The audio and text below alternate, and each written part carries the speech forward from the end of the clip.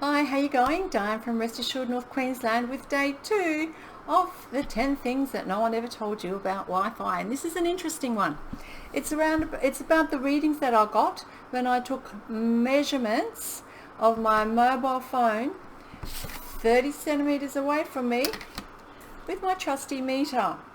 Now, before I go into that, there's just a couple of things I want to cover, a bit of background information for you so it all makes sense. So when we measure radio frequency radiation, we use the term microwatts per square meter, and biological effects happen below 10 microwatts per square meter. So I just like to say 10. So if you can remember 10. Now when I took these measurements with the mobile phone 30 centimeters away from me with Wi-Fi only on, I got readings of over 1,000 microwatts per square meter.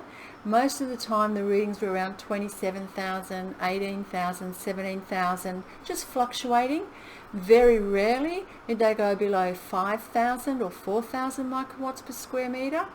At times my meter maxed out, and my meter maxes out at 46,000 microwatts per square meter. So my meter didn't just max out and flip back down again. My meter maxed out, and it stayed maxed out for a long period of time, to the fact that I'm thinking, holy guacamole, I don't want to fry my meter here, I better move it back.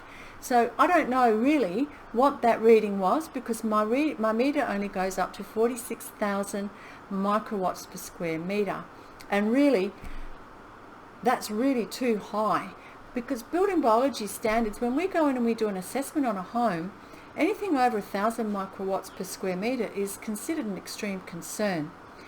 So you really need to be very careful when you have that little Wi-Fi device sitting next to you.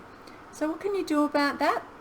Well, first thing, when you're not using the Wi-Fi on your device, turn it off. Don't have it on, don't have it sitting near you. Definitely don't have it on your body. Do not have any of these devices in your bedroom, because they will impact your sleep. And people have noticed that once they've moved their devices out of their room, they are getting a better sleep. Have a little think about your kids. Maybe they're playing with iPads. Maybe they're playing with your phone. So what do? Just turn the Wi-Fi off when you're not using it. The thing to think about here too is, how are you using it? Are you having your iPad or anything up close to your chest, to your abdomen? All these organs are getting impacted. Have a little think about that with your kids as well, because the kids are much more susceptible than what we are. If your kids like to watch stuff on their iPads, download it first, then put it on Wi-Fi. Don't put it on Wi-Fi, put it on flight mode and let them watch it like that. I hope this information has been of value to you. Tomorrow we can cover a couple of things. We can cover something like, how does Wi-Fi impact kids? We can have a look at symptoms of exposure that children may experience. We can have a look at how Wi-Fi impacts the body, or symptoms of exposure to Wi-Fi, either chronic and short-term symptoms.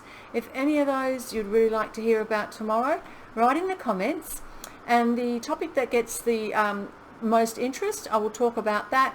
However, if there's too much to choose from, I'll just choose the first comment, and if there's only one comment, well, of course, that's what we'll be talking about. I hope you've enjoyed this. There's much more to learn, so please share this with your family and friends so that they can learn with you. So this is Diane from Rest Assured North Queensland saying goodbye, and I'll talk to you tomorrow. Whatever you're doing, have a great rest of the day. See ya.